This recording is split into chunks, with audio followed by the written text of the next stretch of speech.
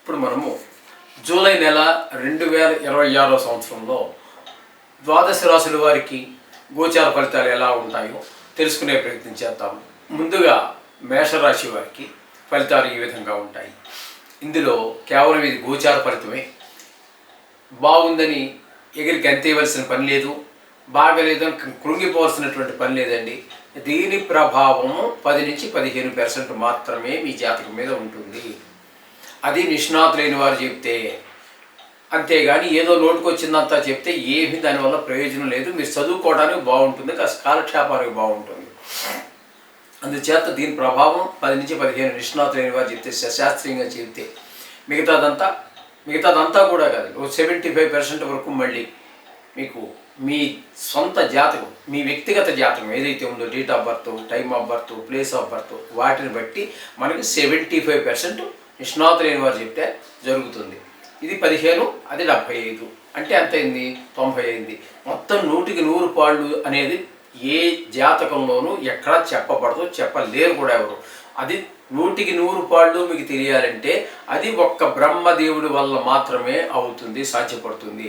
అందుచేత దీన్ని కొంతవరకు నమ్మండి. దీంతో మాత్రం ఏదో కోటీశ్వరులు అయిపోతాము, ఏదో అమ్మాయిలు వస్తారు, పెళ్లి కాని పిల్లవాళ్ళు పాపం చాలా చాలా చాలా ఆనందపడిపోతున్నారు. ఎక్కడెక్కడో ఏవో చూసి ఎవరో రారండి, అలాంటివి ఏమి ఉండవు. మామూలుగా రావచ్చేమో కానీ ఈ గ్రహం ఇక్కడ ఉండటం వల్ల నీకు ఈ నెలలోనో, ఈ 10 రోజుల్లో, ఈ వారం రోజుల్లో వచ్చేసి అమ్మాయి ఎవరో ఉండరండి. అంచేత అలాంటి భ్రమలు ఏం పెట్టుకోమాకండి, యథార్థాన్ని తెలుసుకోండి, అంతే. రైట్, ఓకే అండి. మేషరాశి వారికి ద్వితీయ స్థానంలో కుజుని యొక్క సంచారం జరుగుతున్నదండి నెలంతా కూడా. ద్వితీయ స్థానంలో కుజుని యొక్క సంచారము పెద్దగా ఉపయోగకరంగా ఉండదండి. దీనివల్ల వచ్చేది ఏంటంటే ధనానికి ఇబ్బంది ఉంటుంది, మాటలో కఠినత్వం పెరుగుతుంది, కుటుంబంలో ఏదో ఒక అశాంతి ఉంటుంది.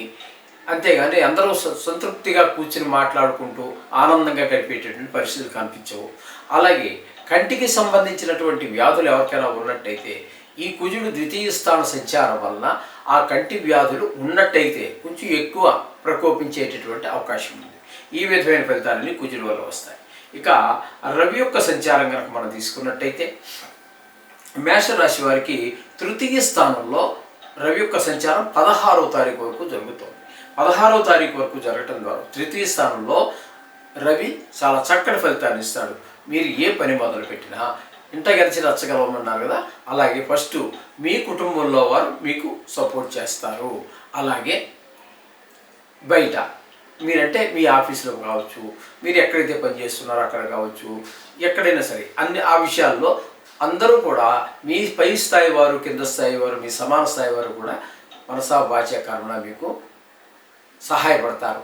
కొన్ని సందర్భాలలో మీకు ముక్కు మొహం తెలియనటువంటి వారు కూడా మనకి ఉపకారం చేస్తూ ఉండే అవకాశాలు ఉంటాయి ఈ యొక్క తృతీయ స్థానంలో రవి యొక్క సంచారం వలన. తదుపరి 17వ తారీఖు నుంచి నెలాఖరు వరకు చతుర్థ స్థానంలో సంచారం చేస్తున్నారు. చతుర్థ స్థానంలో సంచారం మాత్రం రవి యొక్క సంచారము శుభ ఫలితములను ఇవ్వజాలదు.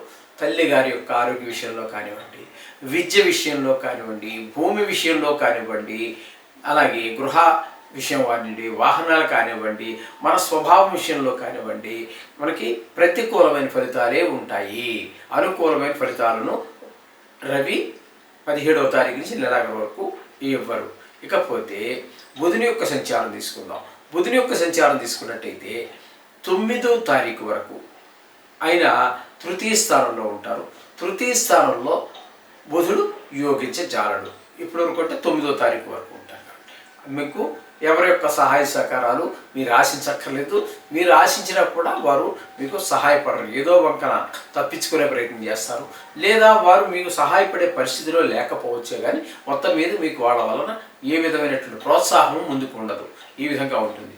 తదుపరి ఆ బుధుని యొక్క పరిస్థితి ఏంటంటే మళ్ళీ చివరి వరకు, ఈ నెలాఖరు వరకు కూడా ఆయన మళ్ళీ 28వ తారీఖు వరకు ఆయన చతుర్థ స్థానంలోనికి వస్తున్నారు.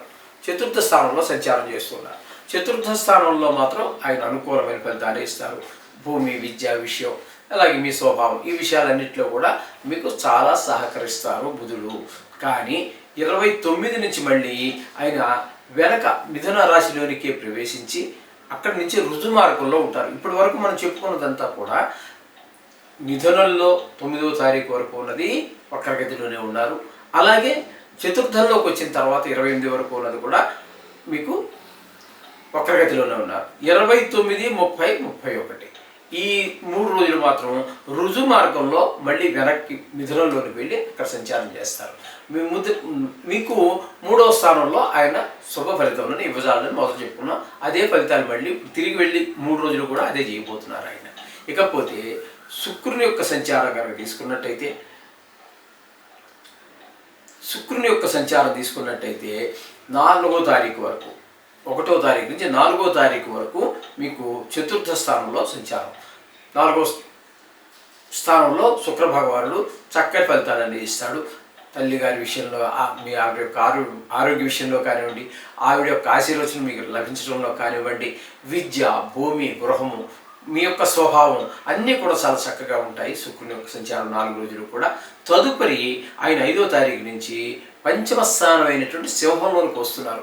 ఆ పంచమ స్థానంలో కూడా ఆయన చాలా చక్కటి ఫలితాలు ఇస్తారు. అయితే ఇది మీ యొక్క సంతానం మీద మంచి ప్రభావాన్ని చూపిస్తుంది.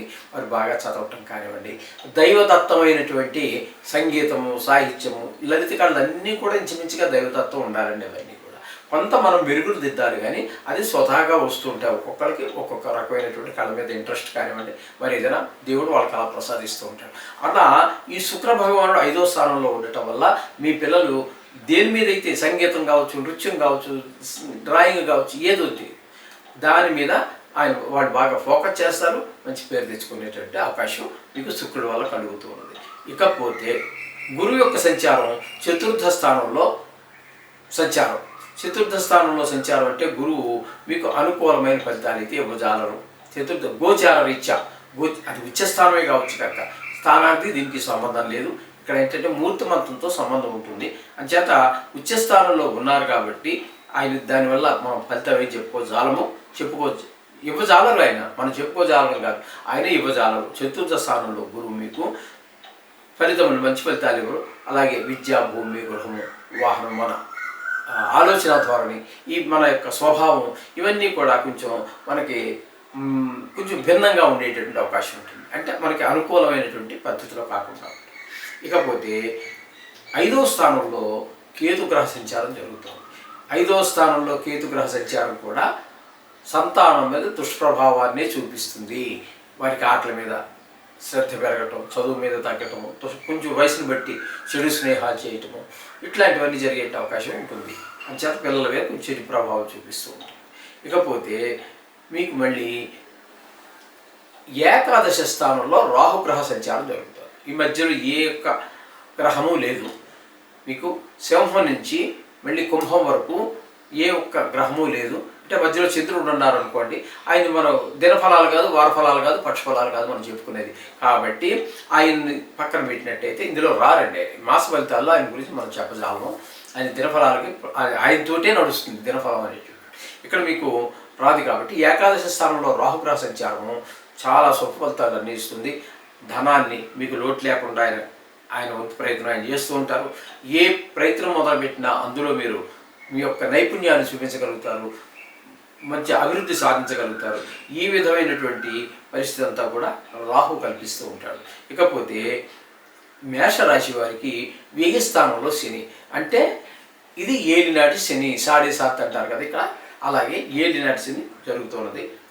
కాబట్టి అది కూడా 26 వరకు బాగానే ఉంది. 27వ తారీఖు నుంచి 31 అంటే ఇంకా చాలా వరకు ఉంటారు అనుకోండి.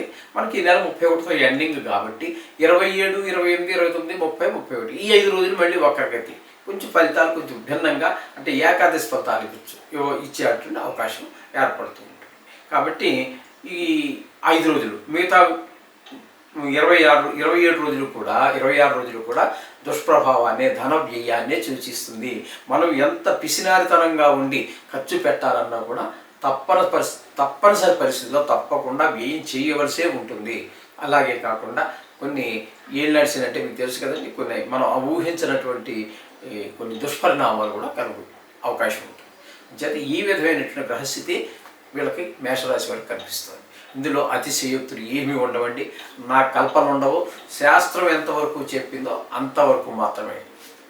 ఒక్క మాట, ఒక్క అక్షరం కూడా మా యొక్క సొంత పైత్యం కానీ సొంత ఆలోచనలు కానీ ఇందులో ప్రీతెక్కించబడము. అందుచేత అయ్యో ఈయన బాగా చెప్పలేదని మీరు కంగారు పడదండి. బాగా చెప్పేవన్నీ యథార్థం అవ్వాలని లేదు, చెప్పనివన్నీ అబద్ధం అవ్వాలని కూడా ఏమి లేదు. మనం చెప్పేది శాస్త్రం. నేను అబద్ధమో చెప్పను, నిజమో చెప్పనండి, శాస్త్రం చెప్తా. అందుచేత మీరు శాస్త్రం ప్రకారం తెలుసుకోవాలనుకుంటే మా ఛానల్ సబ్స్క్రైబ్ చేయండి, దీన్ని ఫాలో అవుతుంది. శుభం.